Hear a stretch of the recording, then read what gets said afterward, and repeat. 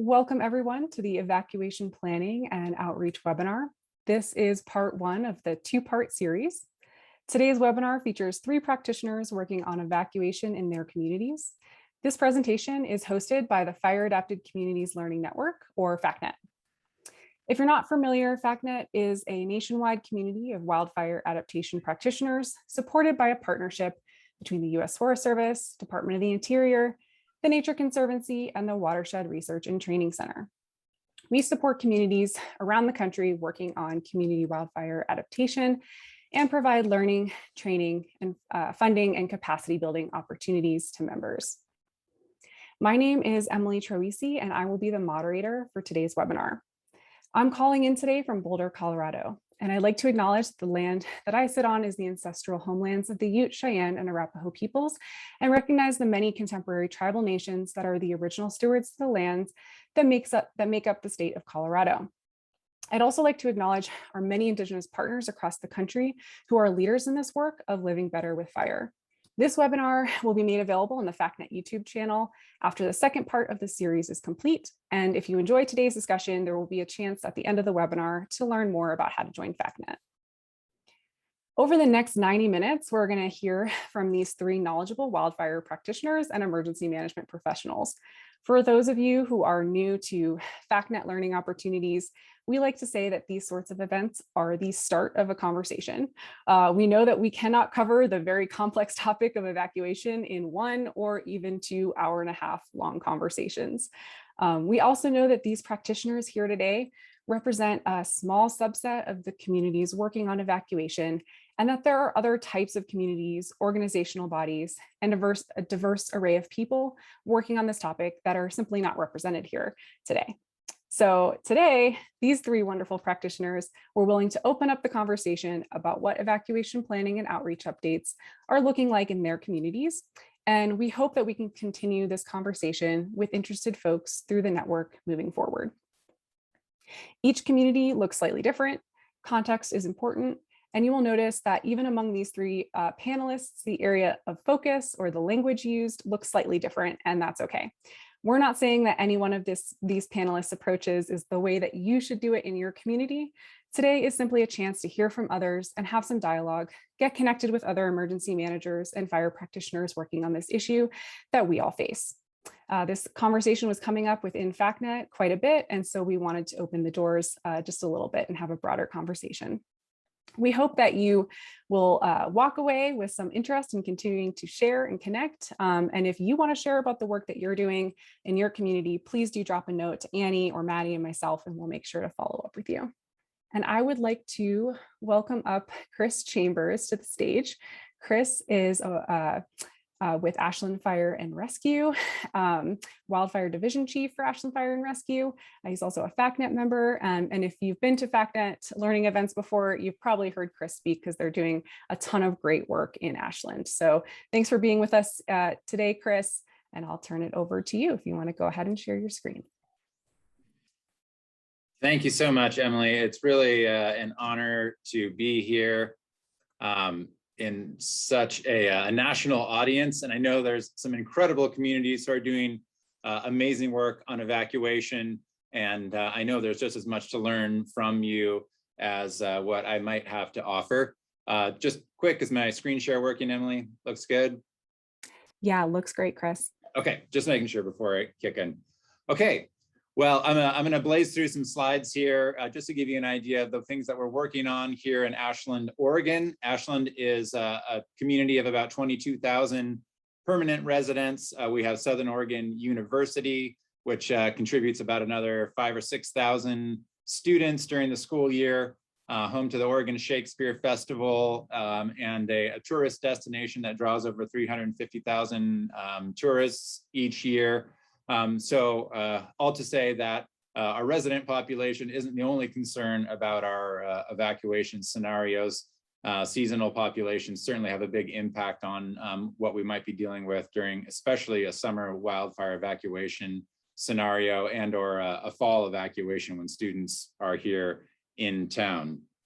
Ashland sits just up against the California border, just for some geography for those, and we are nestled into the forest, as you can see from the picture.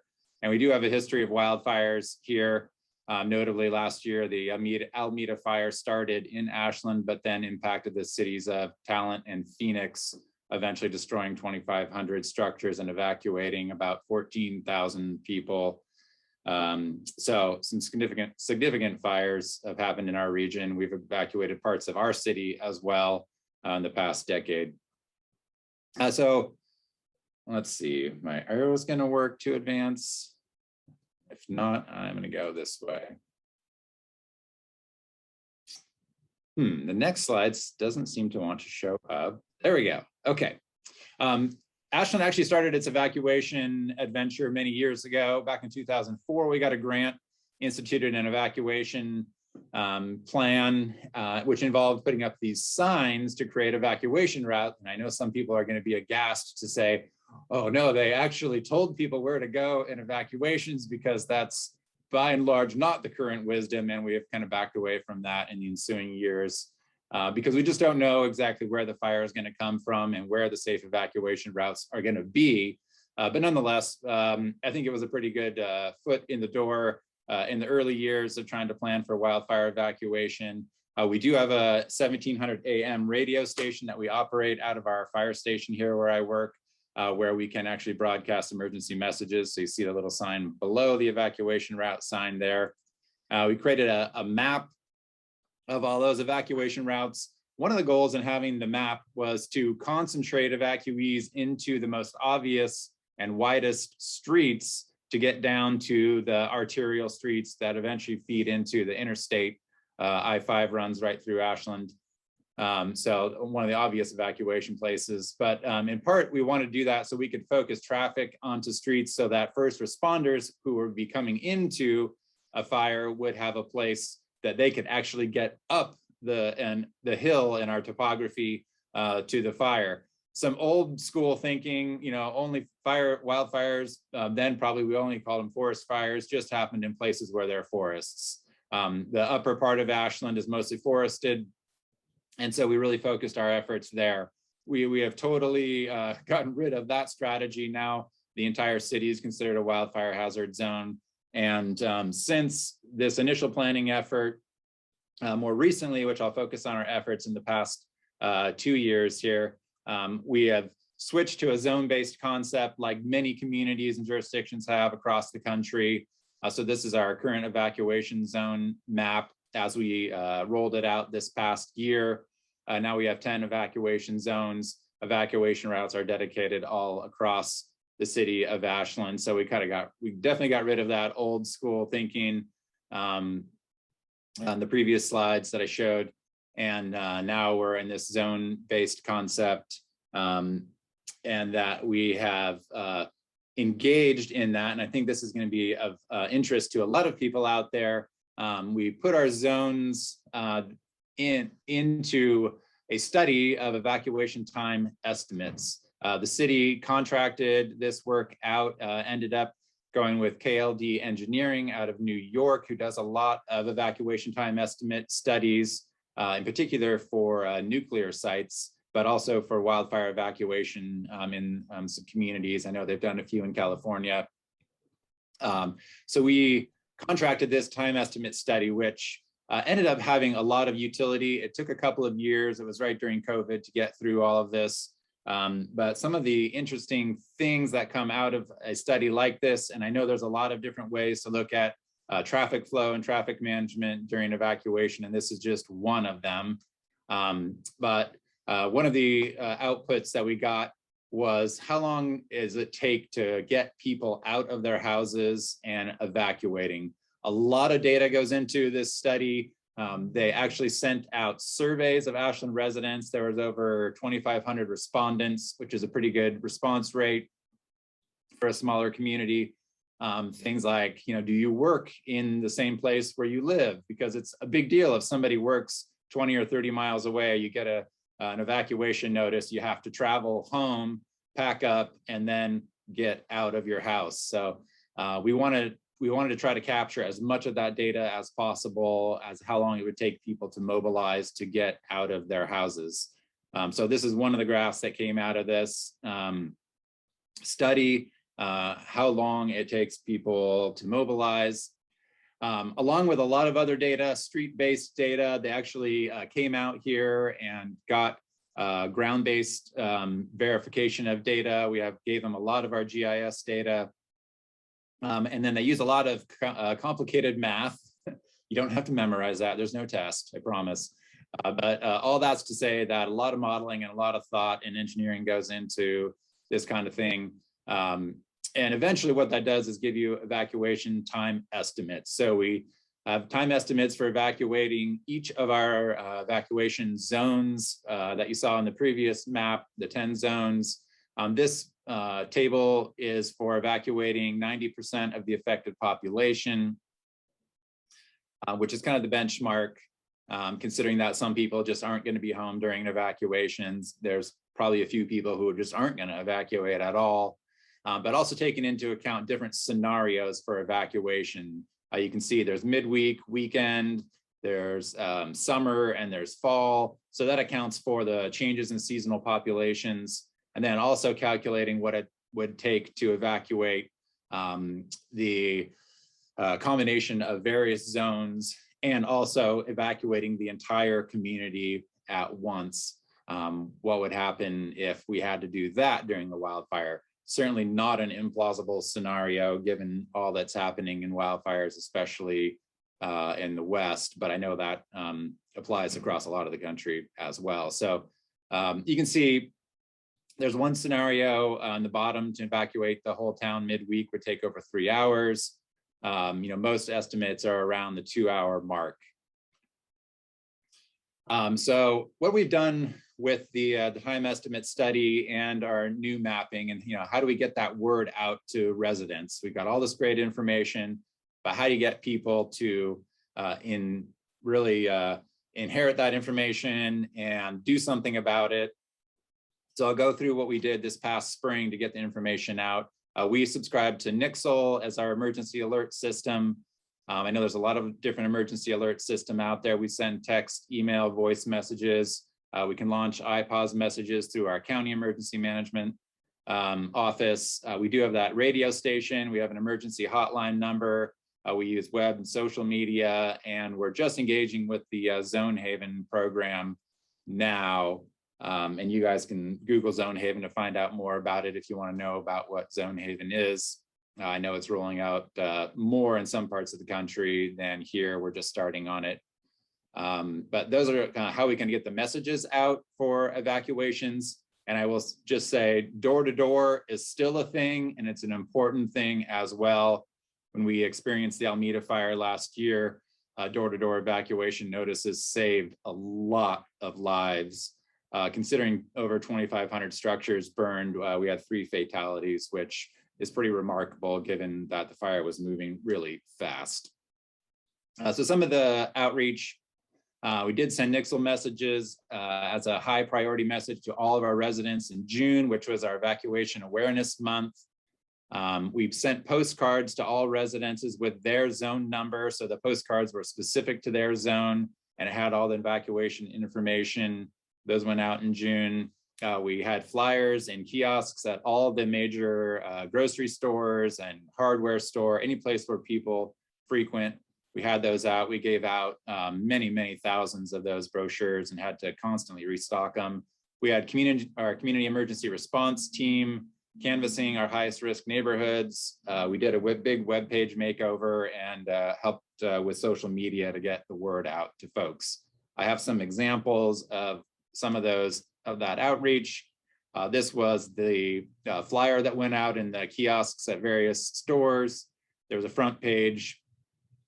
This is the front page with all the information, and then the back page was the zone evacuation map that I already showed you.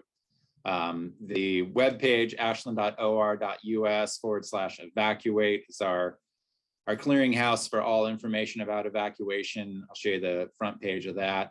The mailers that we sent out, they're a larger size postcard. On the front had the zone number. So we coded them specific to the zone. So no matter what zone you're in, you got the map with a specific map. You got a postcard with the specific map of that particular evacuation zone.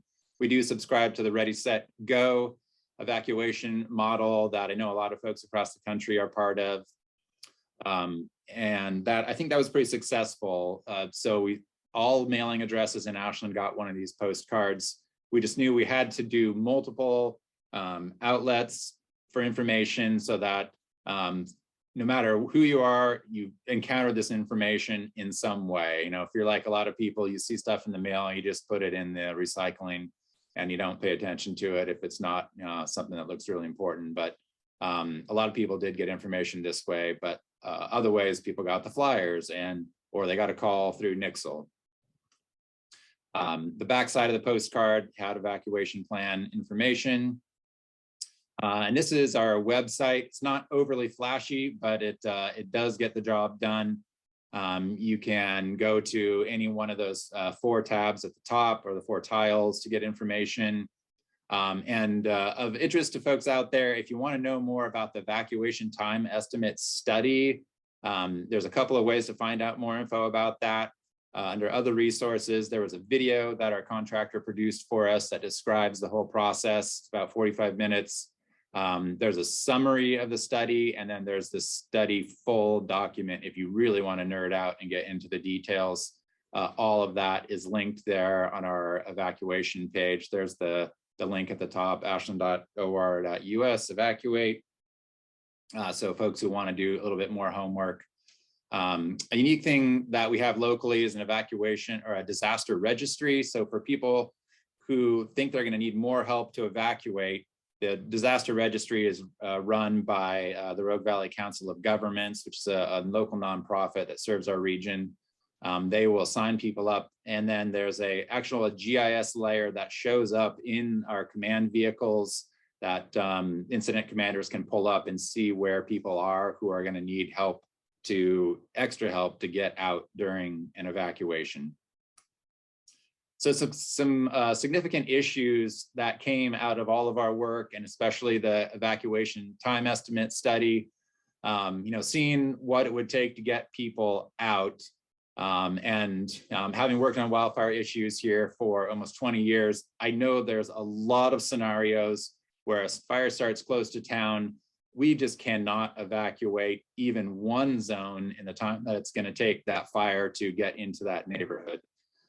It's sobering information to know, but at the same time, we need to know what that is, where it is, and then develop strategies to mitigate that, which can include, for us, moving forward on thinning vegetation along evacuation routes, doing prescribed burns to help slow the spread of fire before it hits the community and specific neighborhoods, certainly advocating for defensible space work among homes, and people to be ready to go at a moment's notice. Another thing we found out from the evacuation time estimate study is there are some neighborhoods that just don't have good exit routes, one way in, one way out, but they also could not identify any good shelter in place options in those access limited neighborhoods. So that kind of does leave you scratching your head. We're like, whoa, geez, what would we do if a quick moving fire is impacting a neighborhood that we know it's going to take, an hour and a half to get people out, and there aren't any good shelter options like, larger buildings or parking lots or athletic fields. Kind of a conundrum. Our traffic is worst when all the schools are in session, including the university. It's just a lot more complicated when school districts have to deal with getting buses. Which is addressing the next question, are there even enough buses available to get school district, university kids who may be on campus without cars, in addition to care home facilities? Can we even get drivers back that fast? I mean, they can't even hire enough bus drivers right now just to serve normal bus service, much less getting enough people back to buses, getting them mobilized, getting them into the community, picking up kids and anybody else who's going to need that bus service. That's kind of a head scratcher as well. And still trying to address the problem. Can we get emergency response vehicles in while we're getting people out on the same streets? We have a lot of narrow streets. It's going to be really difficult to tackle that. One of the options we're considering there is red flag parking restrictions. I know that's pretty common in some communities in California, especially Southern California, where people are just not allowed to park on streets during red flag warning days. And what about all those people who need extra time to leave? Do we even have the capacity, even if we know where they are through that disaster registry, do we have the capacity to get people out there to help them evacuate? Certainly one of the things that our community emergency response team can do, but we also can't put those people in a hot zone during a fire. So that ends up being the job of police and fire resources, which is a challenge when we're trying to address the fire itself, to see if we can keep it from exposing more of the community while at the same time trying to get people out of harm's way. So in the end, having knowledge and information is certainly a good thing. Awareness in the community is awesome, but it does bring up some tough issues. But I would rather know what those are up front and try to develop some strategies to address them than not know and just discover all that during an evacuation event. So with that, I'm done, and I'm happy to turn it back to Emily. Thank you, everybody. Thank you very much, Chris. That was great. You can go ahead and stop sharing your screen now. I really appreciate that presentation. I just want to let everybody know that we did see the questions coming in and we are capturing them. So thanks for the thoughtful questions. So one of the other hats I wear is a volunteer for my local Office of Disaster Management. And I'm very excited today to welcome up our Emergency Management Director for Boulder Office of Disaster Management, Mike Chard. He will take it over now. So thank you so much for joining us today, Mike, and excited to have you. Oh, and you are muted. You'd think by now I'd have figured that out, so my apologies. Thanks, Emily, and thanks for the invitation to be here today. And that was a great presentation by Chris. I'm going to share a screen real quick, and can everyone see the screen? Yes, we can. Great. All right. Well, I'm with the Boulder Office of Disaster Management, Boulder County. We 276 miles roughly. You can see the boundary line there. We have a lot of on the west side of our county, down the center there. We have City of Boulder, about 100,000 people. We have some communities up in the mountains. Nederland is, about 1,700 people. We have about 8,000 residents that live up in this area. We call it the wooey, the gooey, and the pooey out here. So we have the wild land, the grasslands, and the prairie lands all the way out here to the far end of the county. The overall county population is about 360,000 people. It's definitely, like a lot of folks, our fire season is year round. The only month that we haven't had a major fire in our county historically is December. So I'm sure it cursed us now, but we can go as late into November, depending on the season, and start up as early as January. We've had significant fires there. Many of our most devastating fires are wind driven, obviously with, low moisture in our fuels. The meteorology sets up, and then we find that due to some incendiary nature, we end up getting a fire. They're fast moving. We have a saying here, I'm sure like of other communities, you can't swing a Pulaski without hitting a house. So the density is pretty high. To give an idea, we had a fire just outside of the city of Boulder that was 75 acres, and it immediately within the first hour of evacuating 2,500 people, and had 20,000 people on standby, or what we call evacuation warning. As far as our evacuation efforts, they really kind of began back in 2010. We had another significant fire. The two big fires that really we've had, one was the Calwood fire most recently, that consumed about 10,000 acres in roughly a little bit under 4 hours. We had people that were moving pretty fast in front of the fire, trying to get out. To Chris's point, door to door saved a lot of lives. We were able to get a lot of warnings out quickly due to the effort we had made with our planning through our first responder groups and also our 911 centers. But our alert and warning plan, we really started making a strong effort about 3 years ago. Went out to California. For those in California, thank you for sharing your lessons learned, and we will bring that back. And it was profoundly helpful in creating the structure for our alert and warning plan. But the other side of it is make sure you have your plans in place. We have some weather plans also here, but all this kind of fits together under the evacuation effort. There's things to be learned from all the different planning efforts that you may have. So it's important to keep those integrated and working towards your evacuation and alert and warning goals. Our system, we have pretty much like Chris, a lot of the same sort of capability with the various technologies and alert and warning systems that others have. We definitely apply them all during a disaster. We believe hit everything you can, go big with as much as you can. Of course, that does have to make sure that you've got good coordination going on with whoever's launching, and then also good messaging on the back end of it to support it through your PIO groups, which we execute through our Emergency Operations Center, which stands up pretty quickly. The background on that, 4 Mile Fire, the Calwood Fire, another big fire was the 4 Mile Fire in 2010. That fire also was for a while the largest fire, most devastating fire, I should say, in Colorado until Waldo hit a few years later.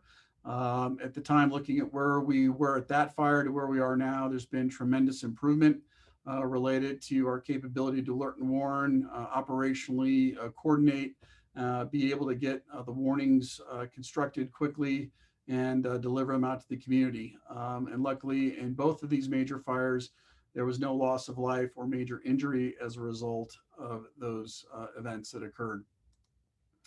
One of the things that we start off with is our planning assumptions around everything in our alert and warning is that situational awareness is going to be low because it's moving so fast. Being able to stay on top of where the fire is moving, identify where you want to put your alert and warning. We start there. Our number one priority is to get that situational awareness and common operating picture built within the theater that's operating. We're not going to have all the resources we need, or they're not going to be able to get to the areas that they need to get to. The communications flow will be low or will be difficult or disproportionate to the need, and impacts are going to be happening fast. And by impacts, we're going to lose infrastructure such as power lines, phone lines, the ability to do emergency telephone alert and warning may drop pretty quickly. So the ability to be adaptive to that and use what systems are up and going and maximize their notification of the community will be critical. We spent a lot of time with our, as a result of that, with our first response community and also community members. We do have what's called Intermountain Alliance up in the hills. They're a great community-based organization, helps us get the word out. Came out of the 4 Mile Fire. It's been around for a while. It's a great partnership we have. We've been also working with homeowner associations along our WUI communities. And like Chris, we have a similar alert and warning zone for the city. And then the county has also created polygons, which I'll show you here, that cover the entire mountainous area so that we can really get our alert and warning decisions made fast. So we're not wasting time trying to figure out what is the warning area we're trying to create, what the boundary lines are going to be. And then also when the 911 center is made aware that we do need to launch something, they already have everything sort of pre-scripted, and we've been able to reduce the construction time of these messages or alert and warnings significantly to increase the time that people have then to, once they get the warning, to process, start taking action, and to hopefully take the appropriate action to get out of the way of the fire. 3 areas we looked at, though, was one was what's the incident nature of it. So we've worked closely with an alert warning plan, making sure that we size up quickly, command structures are integrated fast, people understand alert and warning requirements and systems, they know how to request them and use them, that the alert and warning capability is going to be initiated fast, activated quickly, and then use additional capabilities to notify, which would be the door-to-door in some cases. Maybe we're using no weather radio because we were worried about phone lines being down. And then the messaging piece, working closely with our PIOs, is making sure that we're following up fast with the messaging through social media and our website, so that folks that are being driven from the alert and warning to, let's say, boulderoem.com, for example, are building the community situational awareness and know what next actions to take, especially for those that aren't doing an evacuation order or immediately leaving the area. This just shows you real quick some of the polygon type structures that we have. This is out of our Everbridge system that we use. We've set up these polygons. We have a 911 GIS person, and they're able to go in and we're working with the fire chiefs and law enforcement to define these polygons. And then, of course, you can see how there's numbers that are labeled out. You can also get the message that's sent, and then also the readout of how many people are in the polygon. So this really helped us out in Calwood, being able to lay this out. We really finished this project right before that fire hit. And I think had we not had these polygons in place and the training, we probably would have had a different outcome with injuries and potential deaths due to that fire, because it did move so fast. It was moving faster in many cases than things could be processed. We did come up with a field card for first responders to help them with understanding what needed to go into requesting emergency notification, and then also making sure that there's format structure to the information that we're looking to put out.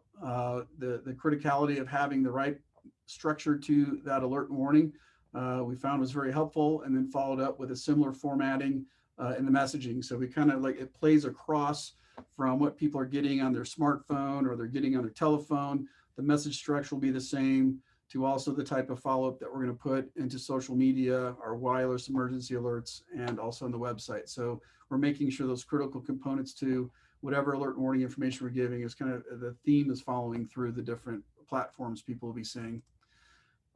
This is kind of showing some of the problems we had. Calwood fire, Calwood, we had 2 other fires in the area. So like in California and others, it's not just your fire. Commonly, you're going to have multiple fires to the north, south, east, or west of you. Estes Park to the top there was trying to evacuate out, and they all came down through our county while we were fighting our fire. And you could see this whole pathway there. And then, of course, the animal rescue piece to this.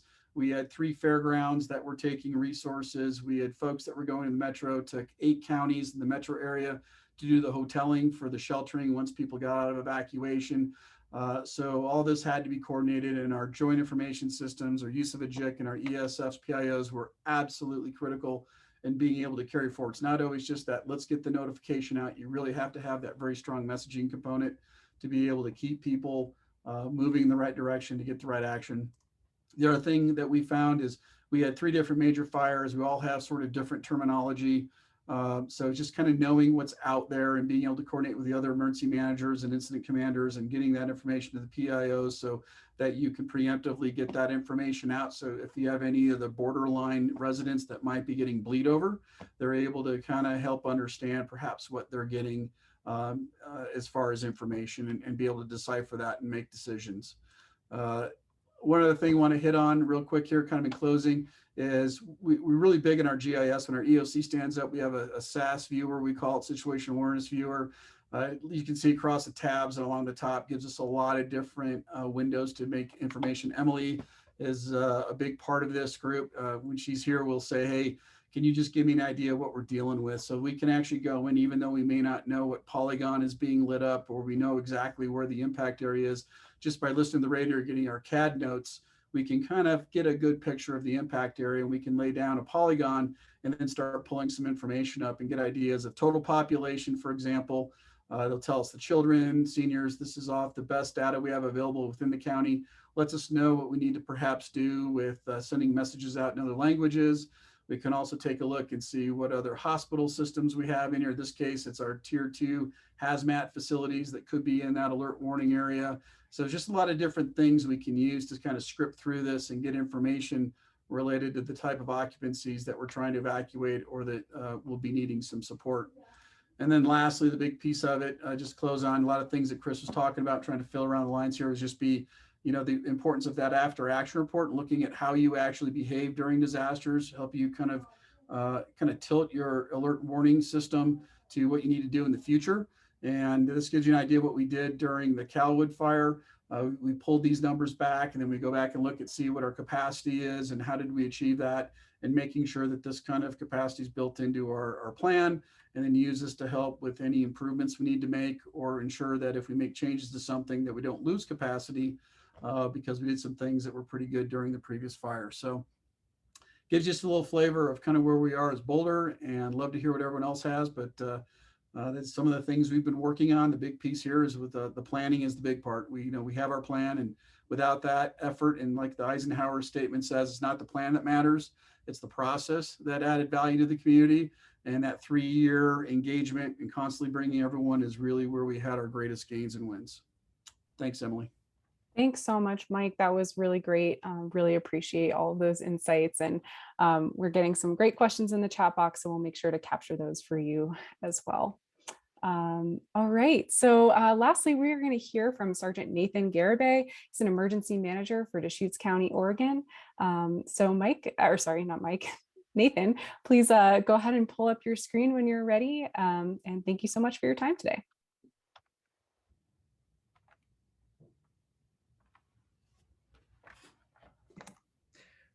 Well, good afternoon.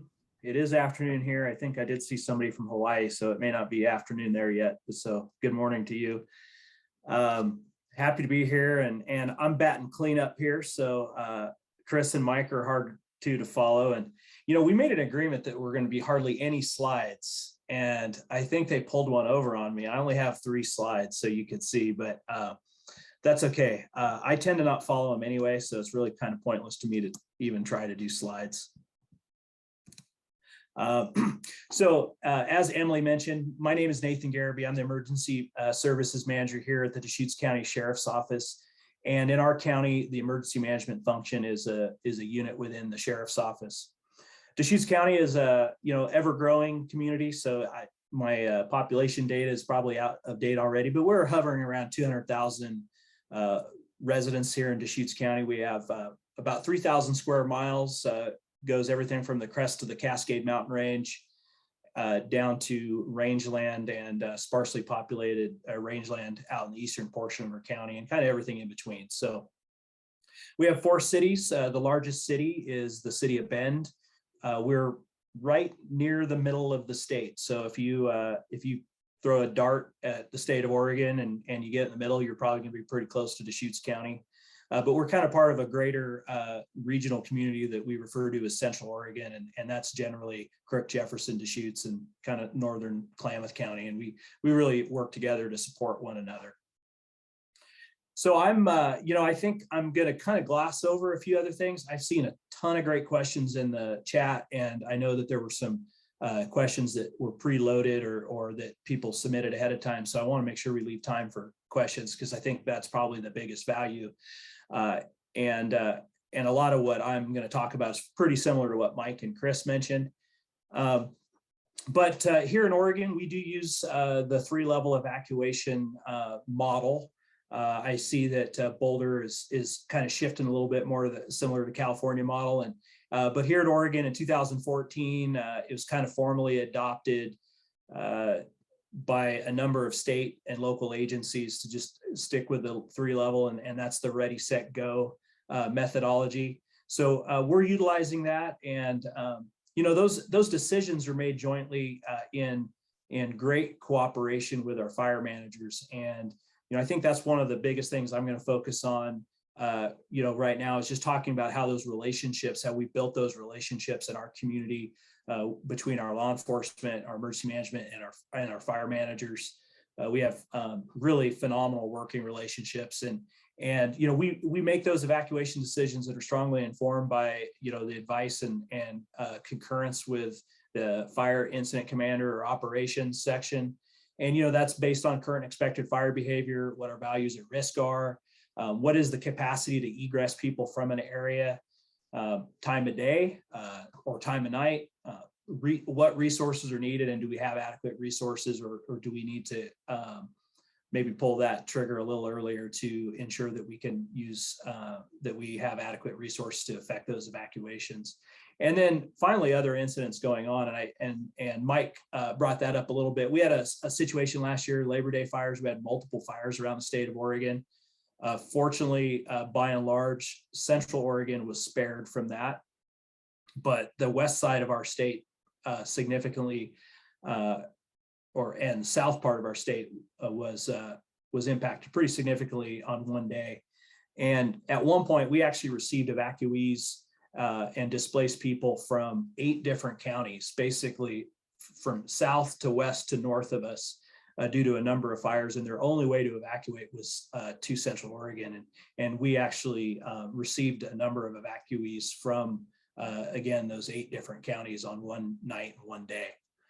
So I think it's important for us to have these conversations, not only locally, but regionally, because we have a number of evacuations we've also instituted with the neighboring counties where we have cross-jurisdictional fires.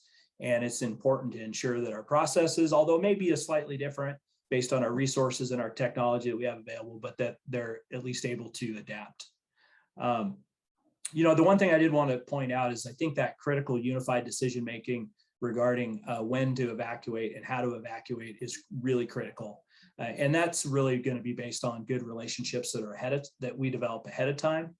And I think the other component about that is for any of you in the fire, the fire service or, with a wildland fire agency, the initial attack, the first few minutes and hours of an emerging incident, in that initial attack phase in particular is really a busy, stressful, chaotic time. We have poor situational awareness. We have, a number of issues challenging that common operating picture.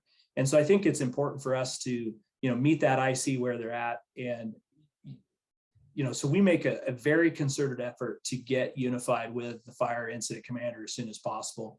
And that has really allowed us to make, I think, better and more timely evacuation decisions. The methods we use here in Deschutes County are pretty similar to what you've seen in Ashland or in Boulder. We use a mass notification system here as well. We have Everbridge, which I think that's all 3 of us are using Everbridge. But again, we have a lot of other tools in our toolbox, and I think the one thing that we try to stress is don't put all your eggs in one basket.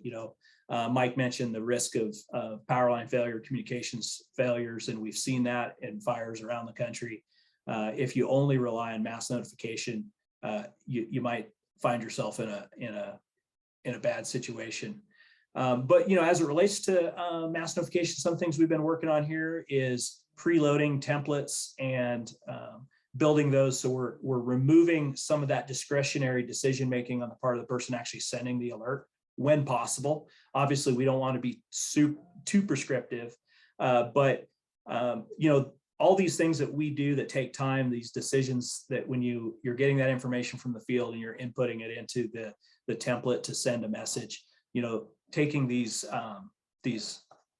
being able to preload it to the degree possible, so you're really eliminating some of these opportunities to make a mistake or take extra time.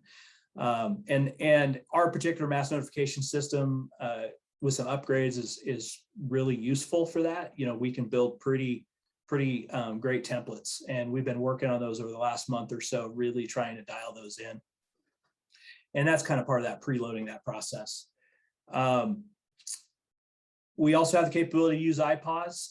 There's challenges with iPause, but I think under certain circumstances, particularly in that level 3 evacuation go now type scenario, that iPause is certainly a great tool to have in our toolbox.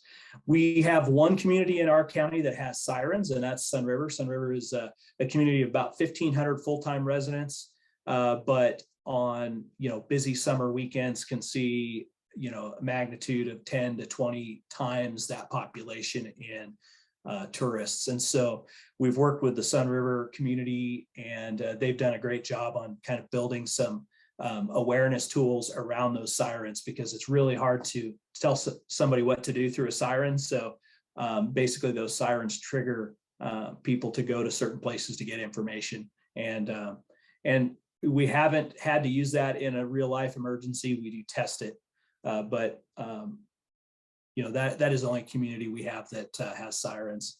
Obviously we use social media. We really rely on our local media also. And as was mentioned, door-to-door is still a critical component of our evacuation system. We find that a pretty significant portion of our population, for one reason or another, is actually notified by that door-to-door notification. And the other thing that allows us to do is identify people that may need extra assistance and may be able to support them in actually getting out the door. And we use our patrol staff from the sheriff's office predominantly, but we also work with the police departments in our county, the Oregon State Police, and federal law enforcement agencies that are working in our communities as well. And then we also have a pretty robust search and rescue organization that every year gets a fire refresher. They have PPE and fire shelters, and we actually do deploy them into areas to do fire evacuations. I will say that we do avoid putting them in, obviously we don't want to put them in super high risk situations as SAR volunteers, but we do provide training and equipment to deploy them into a fire area, or I should say an evacuation area, to do evacuations. And then I just wanted to highlight, we also are using a live map. This live map actually kind of evolved out of a fire we had in 2014, where we were still trying to use, our GIS was putting together PDF maps and we're sharing those with the media. And it just really wasn't an effective way of getting that information out. And incidentally enough, our GIS analysts that were supporting us were also under a level 3 evacuation during that fire. So that was really problematic. So we worked with them after that fire over the last several years to build a program that actually allows our team to input critical information and sync that immediately to a live map viewer. And then we can also sync that immediately to a statewide situational awareness tool in Oregon. It's called Raptor. So actually, if you Google Oregon Raptor, that'll take you to a GIS public viewer for things going on all over Oregon. We can actually sync to that directly through our system. Some of the other processes that we've undertaken is we do have a very, I would say, disaster registry light program. It's nowhere near what the program down in Jackson, Josephine County, Rogue Valley is doing. But we are pulling in quite a bit of information from a bunch of other resources. We're actually also importing our data through Everbridge. So Everbridge allows you to, when you sign up for Everbridge, opt in and identify if you have mobility impairment, you're on oxygen, or you're on dialysis. Those are the options at the moment that we're using. We also get information regarding our adult foster care homes and a number of other sources. And that's actually in our GIS system, so that when we do put a polygon on this map, so this is actually the map that we would draw the polygon on to sync to our public map viewer. And obviously all this data doesn't all sync, just the polygon and certain viewable features do. But it allows us to see a number of these symbols and who is in those areas that might need extra assistance. And we've developed a workflow just in the last year. Well, one of our teammates, one of their roles is to call these people and ensure that they're okay, that they have, that they don't need extra assistance. And if we're not able to get a hold of them, we prioritize them with sending a sheriff's deputy to their door to check on them and make sure they get out. Now, we don't advertise this super regularly. We don't advertise this mainly because we all know that certain circumstances may prevent some of these workflows from happening. So we don't want to create a expectation, but we certainly do want to take advantage of the information we have. And if it can help us get somebody out a little quicker or make sure that people get out, then we're working on trying to do that. But we are sensitive to the fact that some circumstances happen so fast that it's just not even realistic to think that we can achieve some of these goals. We are working with our local health services, who has an intellectual disability program, and we're working with them right now. We're calling it the Break Glass system. So they have a number of contacts that we can get information on them if they're in an evacuation zone. So we're working through a workflow right now to incorporate some of that data in here as well. But we're trying to be not only respectful, but also compliant with privacy regulations and privacy rules. And then, so that's kind of where we're at. Some of the other things that we have to think about is temporary evacuation points and shelters. So not only are we handling the alert and warning, which is, a lot of what we've been focusing on, but we also have to develop some systems in place to receive people and get them to the location. So we pre-planned temporary evacuation points in Deschutes County. So again, to just limit some of that decision-making space to be able to be a little bit more efficient during an emergency. And then we work with the Red Cross to staff those in most cases, but we try to get one of our teammates out to those as well. Not only because there's a degree of expectation that somebody from the county is at those, but also just to get those set up as quick as possible. And then, I mentioned the vulnerable populations. That's become a real big focus in the last year for us. And then I think Mike mentioned it quite a bit about animals. So we have some organizations in our community. We're actually re-engaging with a number of them in the very near future to assess what our animal evacuation system and resources should look like. And but we've had a great relationship with a couple of organizations that have been doing that for a number of years. And then also we're focusing right now on the unhoused population. We've had a number of fires either originating from or near or in the area of encampments and people that are residing in both the national forest and public land. And those present some pretty unique evacuation challenges. So we're working with our homeless outreach organizations and coordinators to develop some systems in place to ensure to the greatest degree possible that we can at least reach them and get them out of harm's way. And fortunately, our patrol deputies and our forest deputies tend to know where those locations are. So we've been pretty successful thus far, but we're looking at different tools to be able to help us do that. And then we're also, we have non-English speaking members of our community. Primarily Spanish is the biggest one, but we've been engaging with a group of Latinx community members through an organization or group that has recently stood up called the Concilio in our county, and working with them to get some culturally appropriate messaging, make sure that how we're communicating is appropriate, and how we can help get Spanish-speaking members of our community signed up for Everbridge and aware of the materials that are out there for them to prepare their families. And then, as Mike mentioned, the public information is a huge challenge. So I just wanted to highlight too, Chris mentioned that Jackson County and Deschutes County are doing a pilot right now of Zone Haven. And this is an example of some of the zones that have been developed through that pilot right now. And we're working on that. And we always want to take advantage of emerging technologies to better serve our community members. So thank you very much. I look forward to all the great questions I know are coming our way. Great. Thank you so much, Nathan. Really appreciate that presentation. I will now invite Mike and Chris to turn their cameras back on. We're going to shift into the panel portion of today's webinar.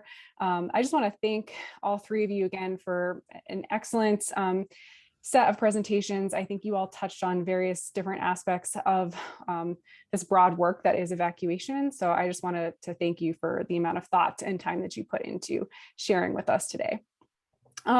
So we've got some great questions, so we are going to dive in. And we've got about a little under 30 minutes to finish out the questions for today. So the first question we received in our registration was, what sort of partners are involved in your evacuation planning, exercises, and outreach? So who are the partners that you're working with in this? And Chris, maybe we can start with you. Yeah, sure. We've done a lot of work with partners. The Ashland School District has been a really key partner. We've been in the process of working with the university. We work with our Chamber of Commerce, who's been very active with the business community, getting the word out about emergency preparedness and certainly all of our evacuation information. The Ashland Senior Center has been a key contact to get the word out to the older folks in the community who might need some extra help, getting them aware of the disaster registry and helping them sign up, especially getting signups done for the NIXL program, which There's some technological barriers to that, especially in the older generations. So sometimes we just get them on the phone and sign them up, so they don't have to deal with the computer part of it. So yeah, a lot of partnerships. County Emergency Management has certainly been a partner. Ashland Police is really a co-lead on this project with the fire department. So we do a lot of things together, and across our departments in the city as well. Our emergency operations center is comprised of individuals from all city departments. So, we certainly want to get them on board, and we've done a lot of EOC trainings, including this year. We did one, and it's been important for us as an organization with we think about 250 employees as a city, to let our own employees know about evacuation protocols, whether we're asking them to report to work if they aren't currently here, in order to help with managing traffic, all utilities, all kinds of things that are going to be needed during a fire, or we're going to be asking them to evacuate from work, so that that can have its own challenges, and also encouraging employees to be prepared at home, because if the fire isn't in Ashland, and we have a lot of people in Ashland that don't live here, that work here for the city. We might need them to stay here and do something, but they might want to leave to evacuate their own home. So encouraging our own employees to be ready for evacuations no matter where they live has been part of our messaging as well, though it's not specific to our community and planning like evacuation routes, but it certainly is about having your home ready and your family ready for evacuation, so that you can feel more comfortable staying at work, and that especially goes for our firefighters. Thanks, Chris. Mike, do you have anything else to add? As far as who's involved in it, I think one of the that Kristen hit on, but everyone we had to, but was the policy group level engagement, making sure that elected officials, senior department officials are aware of what we're doing at that planning level or engagement level, just so they don't get surprised by something, especially if you're looking at making improvements. There'll be need for resource investment, and then also if you're making changes to, like in our case, we were doing some serious shifting in the way we approached alert and warning and evacuation. So just making sure that that policy group is engaged, and it keeps you out from getting out there and sawing on the branch you're actually trying to rest on. And will help you a lot in clearing also some obstacles that will come in play, because change can be hard, and especially if you're doing across a whole county. There's a lot of different stakeholders involved in that, and you will need some direction, some funding, and support from other departments, and it just helps to have that policy group there right with you. Yeah, great. Thanks, Mike. Anything else to add, Nathan? No, I think they covered it pretty well, and I know there's lots of questions, so I I'll know. let us move on to the next one. Great. So another question that we got quite a few times during registration was, what does your community outreach look like related to planning or individual evacuation preparedness and language? I know Chris, covered that quite a bit with your flyers. So I don't know, maybe I'll start with you, Nathan. Is there anything you want to add related to your outreach? Yeah, I mean, we have standardized flyers. We work really closely with, we have a kind of a local cohesive strategy group called Project Wildfire in Deschutes County. And so we work really closely with that group. I think Boone, I saw Boone on here. Oh, yeah, there he is. So, we try to develop messaging that's consistent. And so we have that information. I think the other thing that, been really trying to reach out and help kind of more local communities take a little bit more ownership over their community, but still kind of maintain some degree of consistency with the countywide level. And then finally, I just think engaging community members with, getting some feedback from them, how well our messaging is working. And I think that's an area that we can continue to improve on, because sometimes we think we're telling everybody what they need to know, but they're just not getting it. And maybe that's on us. It's not on them. Yeah, that's a great point. Mike, is there anything you want to add about our community outreach? Yeah, the one thing we learned, I think I said it earlier, was pay attention to your other planning efforts. We had a burn, the Calwood burn created a Calwood burn scar, which created a flooding problem and debris flow problem. We started doing a series of town halls with the affected neighborhoods. And what kind of walked away from that experience was, we should really be translating this to the wildfire scenario and doing more town halls with some of our higher risk communities as we get into fire season. So right before we get to that risk period of time is looking to do that. So that's one of the things that I've got earmarked for, future community engagement, more active work. And then the other thing we learned is just the passive side of community engagement, which is, the window opens up where people pay attention, they're motivated to learn about it. And we thank Oregon or California for having big fires, because over here, then everyone starts freaking out a little bit like, oh my God, what's our fire danger? And then there's an opportunity to do some static messaging around alert and warning, evacuation, preparedness, and having those things ready to go and make sure they're being put on sites that are heavily trafficked. So kind of mapping that out ahead of time is another way to kind of reach people in a static way. It's a little window, it opens up, then it's going to close, but use it while you can. Just two thoughts I had while you were talking there, Nathan. Great. Chris, is there anything else you want to add on top of what you already addressed during your presentation? No, we did do a wildfire forum in June of this year, mostly addressing some to-do list items from the fire last year, but we did add a lot of evacuation information into that. So it's kind of tagging on to Mike's. Virtual forums these days are great. You can record them, put them out there. People can watch them when they can get to them. Mm-hmm. Yeah, definitely. It's been a good outcome of COVID for sure, is more kind of virtual opportunities available for folks to join in.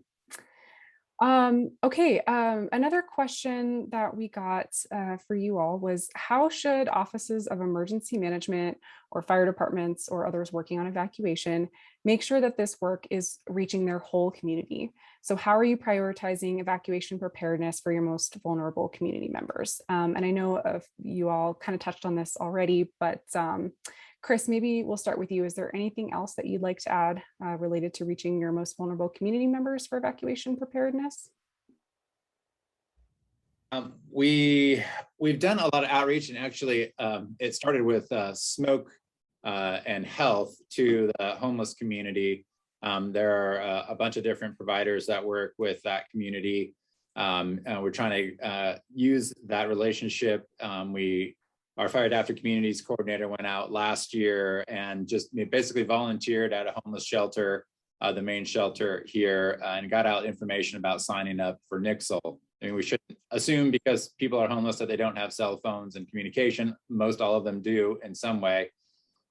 So getting them signed up, because a lot of people who are either at shelters may not be there all of the year. They're spending time outside, especially during the warmer months of the year, and are really vulnerable. Actually, one of our fatalities in the fire was in Ashland, and it was somebody who was camping in the Greenway area that got burned over. So people need to get those alert messages on their cell phones, even if we don't think commonly of people who are home housed residents. Working with the homeless population is certainly an important one that we still have a long way to go, but I think we're making inroads. Yeah, thanks, Chris. That's a great point too, to challenge our assumptions, right? And just a quick plug, actually, speaking of smoke, Chris gave an awesome presentation about some of their smoke work, and you can find that on our YouTube channel. So if that's also an area you're interested in, you can learn from Ashland again from that webinar recording. Mike, is there anything you want to add to this question? Yeah, I think there is some great relationships. If you don't have them, to reach out and get them. It's just to give an example here. So we have offices of equity and community engagement. So reaching out to those individuals and finding out, where they're making connections in the community, they're having a sense of vulnerabilities in the community. Also, we have a community services department at the county, and housing human services are other great sources too, mental health partners, and just, getting the touch points with people that probably already have relationships with our vulnerable populations and leveraging those, as opposed to trying to create them from your own startup as the Office of Emergency Management. So leverage those relationships. They'll probably point you the right direction. There's also nonprofit groups. I think if you can do that, you're going to find more than enough work immediately of how to connect to vulnerable populations and go to work right away. So don't spend your time trying to figure out who they are. Leverage your relationships that may already have the data, and they can start pointing you and get you introduced in the relationships that you need. Yeah, thanks, Mike. Nathan, anything to add on? No, I'd just say ditto. I mean, I think taking advantage of those organizations, I shouldn't say taking advantage of, working with those organizations that are already doing that work and have those trusted relationships, I think is probably not only the most efficient, but the best way to get people to engage. Yeah, great. Thanks, Nathan. So our next question is, has any of the work that you discussed here today been tested in a real life incident? I heard Mike explain a little bit about our recent Calwood fire. Did you have any major takeaways or lessons learned that you want to make sure people walk away with today? And Mike, maybe we'll start with you. Fortunately, and I'm knocking on wood right now, we've have not had a significant, or I should say, really catastrophic fire like some parts of our state have in the last few years. But we have been able to test these on smaller scale on a number of fires. And we learn every single time. And I think we break something every single time. And I think that is the importance of paying attention to it. And frankly, if you're not learning something on each event, then you're probably ignoring something. And so, we try to take advantage of the little events to fine tune some of the details so that hopefully it's all about building capacity in the system. And, one of our big pushes lately too has been trying to take a name out of the equation. So it's, we don't want something to rely because it's in between my ears that, that this is sharing that intellectual knowledge.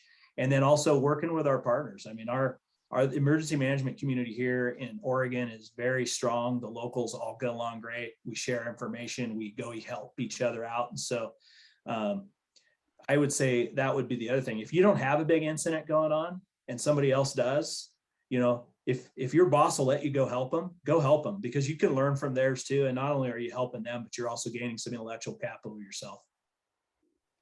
Great, thanks. Mike, is there anything you want to add on from what you already touched on during your presentation? So we've learned about using our capability, with law enforcement, fire, a lot of first response. There's a lot of focus on sort of the tactical command and control environment on these fires. For Calwood fire, for example, you could put 100 fire engines in front of that fire, they wouldn't have stopped it. It just highlights the walkway point was you have to have a very competent and capable alert and warning program in your community if you're going to save lives. If you don't, you're going to experience it the hard way. Having a clear command and control defined roles. We spend a lot of time through full-scale exercises and real-world events kind of getting the lanes down so there's not competition within that environment. And what I'm speaking to is there's a general belief that, fire is going to take care of the fire piece and law enforcement is going to take care of the alert, warning, and evacuation piece. And having those lanes well defined, they work, they know the roles, they try to integrate closely together. You need one or the other. They're looking for fire to be able to give the law enforcement, here's where the fire is going. They can then execute any alert and warning activities from that law enforcement side. So that's the piece. The other side of it is now that they're evacuated, the other plan that maybe isn't talked about is the sort of site access control and how to get reentry done. And that will be sort of this building tsunami that is going to overwhelm you in a time when everyone's getting tired or they've been on the battleground for 5 days and all of a sudden people are just flat, angry. They want to know house up or down, when am I getting back? And that becomes the next big critical mass. So knowing that there's two sides to this problem and making sure your plan's calibrated for both of those environments will make you successful. Yeah, thanks, Mike. Chris, is there anything else you'd like to add?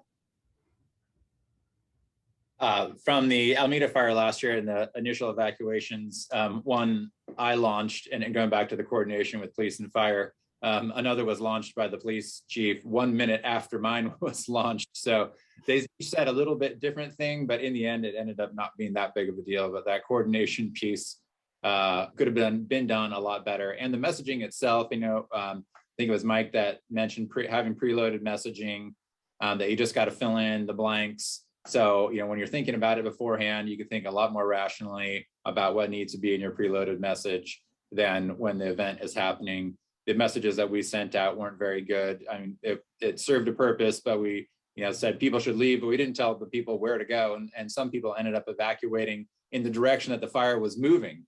And so they became then part of the problem down the road, literally physically down the road, where the fire was crossing Highway 99. So we've gone back and done scripts for all of our messaging and preloaded them into Nixle. So we just have to select that message again in the future. I know a lot of the programs will allow you to do that. So I highly recommend investing that time up front. Great, thanks, Chris. So I'm going to shift away from our registration questions into some of the active questions we got in the chat. So I think this could be for anybody. Have you done or do you encourage regular community-wide evacuation drills? What is the value of these evacuation drills in maybe a smaller town versus solely relying on simulation models? So I will open that up to anybody that feels like they would like to address that question. I'll jump in on that one because I've been involved in 3 evacuation drills here. Each one was a little bit different. What we've kind of arrived at in the last round, and a lot of citizens will demand that we have evacuation drills, and we actually have it built into some of our planning documents. But I think you need to be realistic about what you're going to accomplish in an evacuation drill. You're never going to create the kind of traffic mess in a drill that you're going to get in a real event. So if you're planning to figure out where do we need traffic control, where should we put out signage, where do we need to send people this way versus that way, you're not going to answer those questions in a drill. Modeling is probably the closest that you're ever going to come aside from a real event and figuring out what your traffic flow patterns need to be. Part of the reason why we did the evacuation time estimate study that really did help us evaluate not only our existing traffic patterns, but some what ifs. So we added in, what if we had another exit that we added to the interstate so that we get people on at a different place?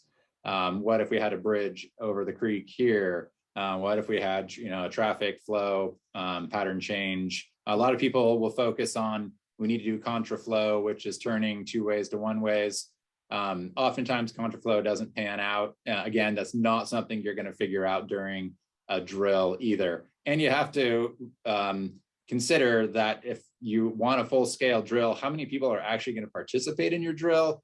The drills we've done, we get maybe 25 or 30% of people participating.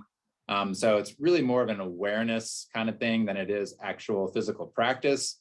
And I'll flip that and say the benefit to drills is internal. It's getting multiple departments on the same page, working together in a common operating environment. How do we deliver those messages door to door? Mobilizing public works crews to put out some signage, just knowing how you're going to do those things and getting a little bit of physical muscle memory involved in it, if not brain memory, as to how that actually goes when you create that situation and go ahead and activate all your response internally. So I think they're worth doing, but probably not as a big benefit for the public. But so you could probably just say, send out a fake message, test message to people, tell them to get ready in their homes, but don't have them go anywhere. But then mobilize your internal response in order to exercise that part of it, which there's a communication issue, and getting the public to understand that, because a lot of people want drills and they think there's a big benefit to it, but I don't agree with that. And so you got to manage expectations on the public side. Yeah, thanks for your perspective, Chris. Appreciate that. Mike or Nathan, do either of you want to add anything to that? I think if Chris spot on, the only thing I would add is just one of the sort of a negative comment and a positive one is the drill itself. Folks aren't like packing their cars up like they're getting ready to go for real life. So there's some false belief that this is how quickly it's going to go and here how it's going to appear. But from a community engagement side, you've had success with like a local fire district doing this, generally small to moderate sized communities are wanting the drills. It's great from a community, get everyone out of the house, do some sort of food event afterwards, then maybe use it as, have people share their experience, debrief it with the community, maybe throw in an opportunity to teach on something, a topic of alert and warning or something of that nature. There's some benefit there, and it can work out pretty well just from getting the community out and talking and seeing each other where perhaps maybe they aren't, and then they can do some community inventory at those times, like who's got what resources or who's the people that might need help. And there's definitely value in having those drills in that regard. Yeah, great, thanks. Yeah, and I would say that if you limit the scope, and as mentioned, but I would also say trying to do a full scale evacuation. I mean, there is a transfer risk when you do any evacuation, right? So you're evacuating people from a risk, but there's also a risk in the evacuation. So I would just be really mindful if you're trying a full scale evacuation. What we've been working, our public works directors, just pretty skookum guy, and they've been kind of exploring utilizing some of the techniques around evacuation at things like our county fair, where we're basically evacuating a county fair at the end of the night. And we have a bunch of ticked off people stuck in traffic. So it's a little bit of a similar simulation. So I would maybe look, at least from the functional side of traffic management, look for other events in your community that maybe you can kind of game that to help at least test out some of your strategies around traffic movement. Yeah, that's a great point, Nathan. Sort of related to traffic management, there was a question, and I think this might be specifically for Chris, but related to the transportation modeling. So do you keep track of road work and how this might affect evacuation plans? No, I mean, we do keep track of road work. We get notified just as the fire department for any street closures, but as to how that might affect evacuation, no, not specifically. We have chimed in on planning proposals from the Oregon Department of Transportation when they go to do major highway and interstate work. We are at the table to say, hey, one of them just came up in a couple months ago. They want to do a major rework of an overpass. We said, do not do this during fire season because it's one of our big evacuation routes. And so they were able to shift their scheduling to not have that route compromised during the fire season. But small roads, there's workarounds, but we don't really keep track of that, and maybe we should. Yeah, no, that's a great point, Chris, and refers back to those partnerships that you guys keep mentioning. Mike or Nathan, anything to add?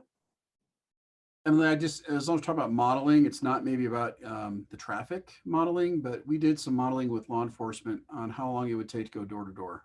And I just wanted to get that in here, and it was incredible. I had no idea what it would take from an urban to one of the mountain areas. And so having the deputies and law enforcement get in a room and actually come to agreement, it's not going to be perfect, but at least it's a planning assumption you can use.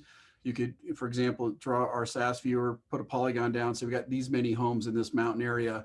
A deputy can do one home in 8 minutes.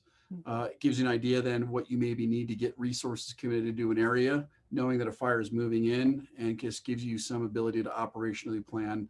So it'd be something else I'd say model is get with your door-to-door folks and say, hey, what do you think our capacity is? And use that to then use a framework to develop operational guidelines. Great, thanks, Mike. Anything to add on that, Nathan? Well, back to the road construction, we typically, when there's a significant work being done on one of our main routes, we typically engage with the fire departments and the public works, and we figure out ways to open those routes. So typically there's a way you can pull the barricades aside. Yeah, they're not going to like it. We'll figure it out later, but if we need to put people through there, we will. And we've had to do that on a few major routes that were critical evacuation routes. So I think it's just that awareness and figuring out how to solve the problem. Great, thanks. We've got time for one more question. I think I'm gonna start with Mike on this one. So in what ways has COVID-19 impacted your notification and sheltering strategies? So yeah, impacts of COVID on evacuation. So the notification piece hasn't really impacted all that much. We're still using the same systems we normally use. The point of it is working with public health We've got those relationships set up, working with Red Cross. We have a mass care capability here, ESF6, very robust.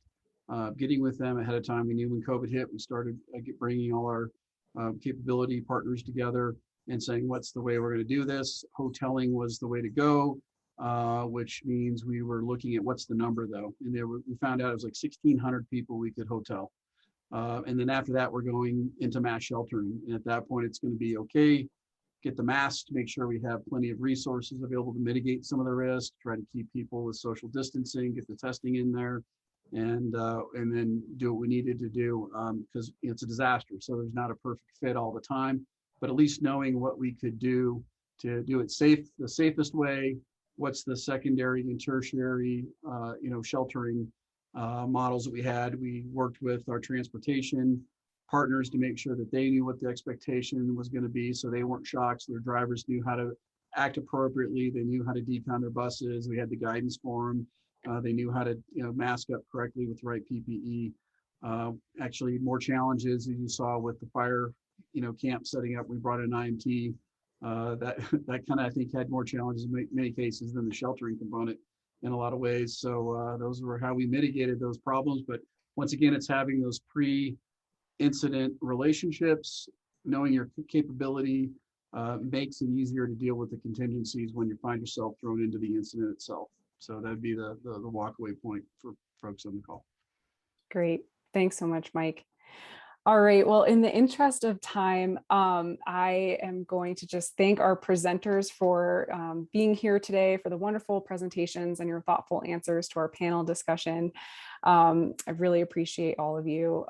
And for folks that didn't get their question answered, we have captured them. We're going to try to find a way to follow up, maybe with another learning event of some sort, or blog post, or some way to address all of these burning and wonderful questions. So with that, I'm going to thank Nathan, Mike, and Chris again. You are welcome to turn off your cameras now, and I'm going to pull up one last screen here for you all.